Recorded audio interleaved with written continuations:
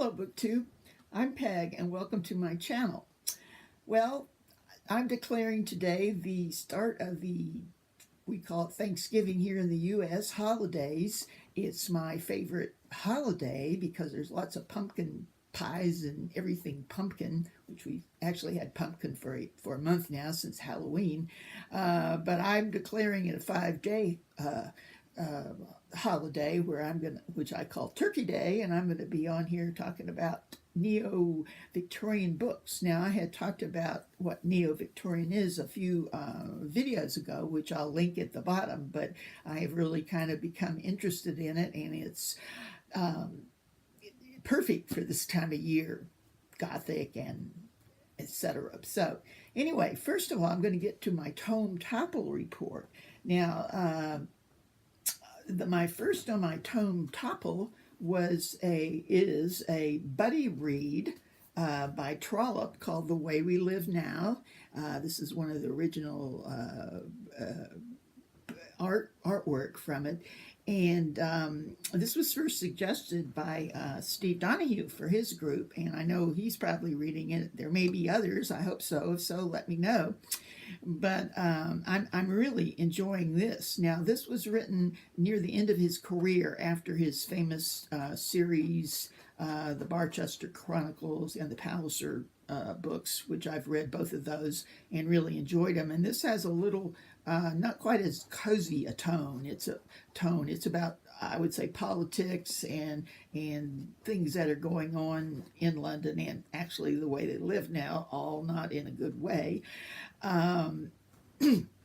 Since it came out in series, one of the last ones that came out in series, I kind of planned to read it that way, a chapter at a time, and think about it.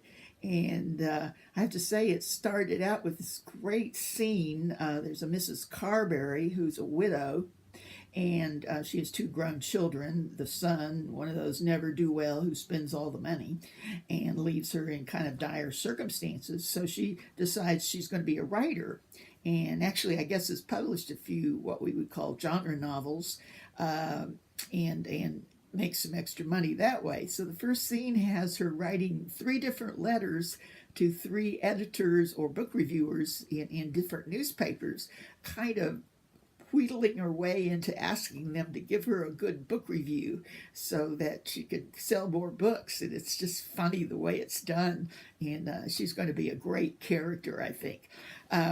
It goes on from there to the other main, I think, who's going to be the main character in the story is a Mr. Melmotte, who has suddenly appeared in town and appears to have lots of money. Nobody quite knows where he got his money. He does have a little bit of a French accent, but says he's not from France, so who knows. But he's giving a huge party, and he actually has a marriageable daughter who everybody assumes she'll come with a lot of money, so all the guys are kind of after her, including the Carberry son, Felix, I believe his name is here. His mother has given him strict orders to find a heiress to marry so they can have more money. This is very common, I think, in Victorian literature.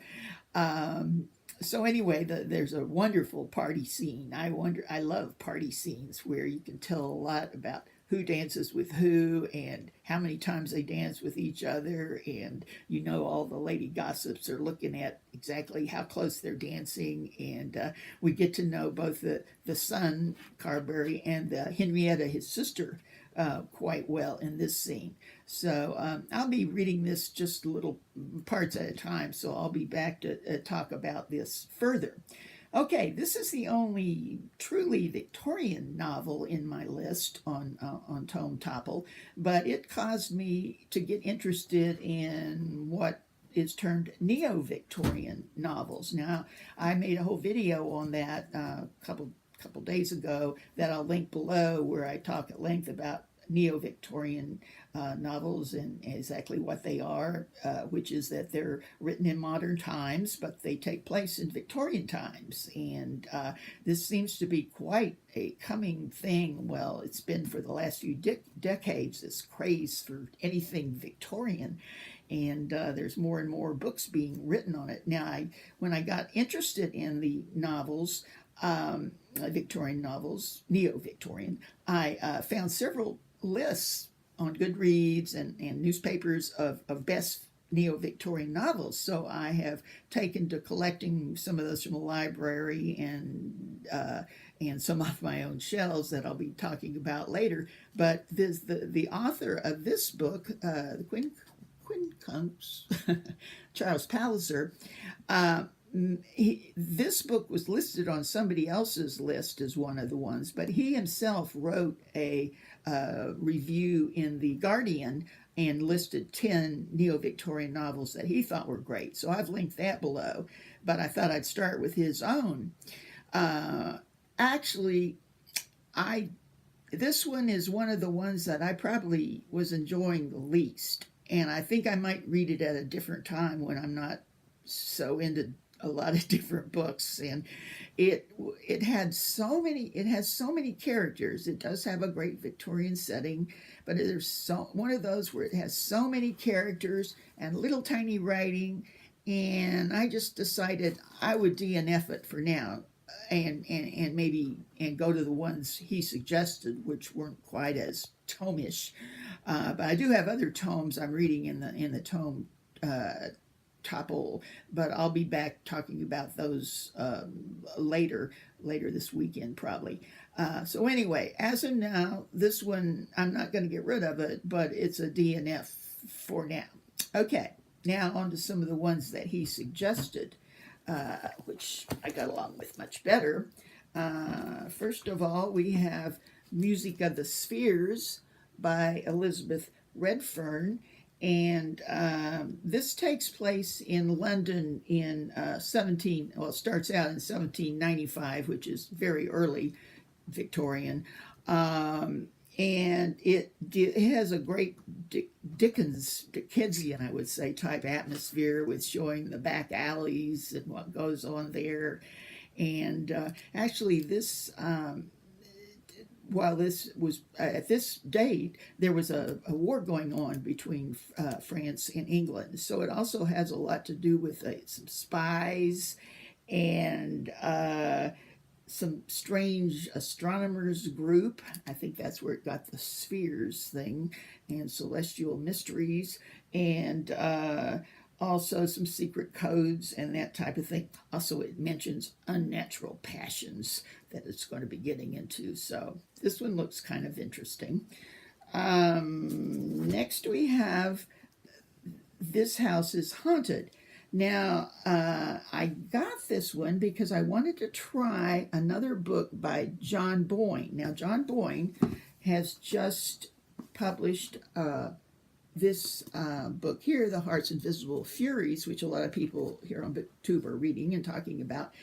And when I read it, I enjoyed it, but I had a little trouble getting used to the tone. He seemed to have kind of a, I guess, comic tone, and then, which I really enjoyed, and it was really funny, but then he didn't seem to change his tone much when he got to some rather harrowing incidences, and I just didn't get it. I wouldn't say I don't like it, but so I thought, everybody else seems to like him so much. I mean, book reviewers that I really trust and respect, that I thought, I want to try something else by him. So I got this one, which is Neo-Gothic. The house is haunted. This house is haunted, and I think I really enjoyed the tone of this. I was able to see as it his tone and style kind of developed. This was written earlier, and actually this was so well done. It involves a woman who accepts a young woman who accepts a position as a governess in a house way out in the boonies somewhere, as we would say.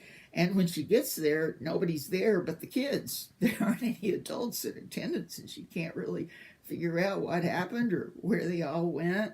And this turns into, you might say, kind of a Gothic mystery, but it was so well done. And his tone, he manages to be this witty tone that I had noticed before, and still have a Gothic feel to it. So I think I really get his tone and his style of writing now a lot better, and I'm anxious to go back and try the other Boynton novel again now that I've learned to appreciate it.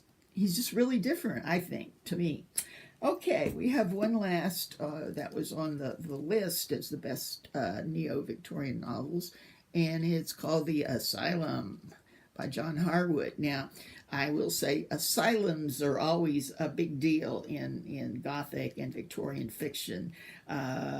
They, of course, are where they put the mentally uh, challenged or problems then, and I mean, I'm sure most of them have diseases that we could cure now or understand now. And I think some people were put in there just because their family didn't want them around in some of the stories of asylums. Anyway, so this starts with a young woman who wakes up in an asylum, can't remember how she got there.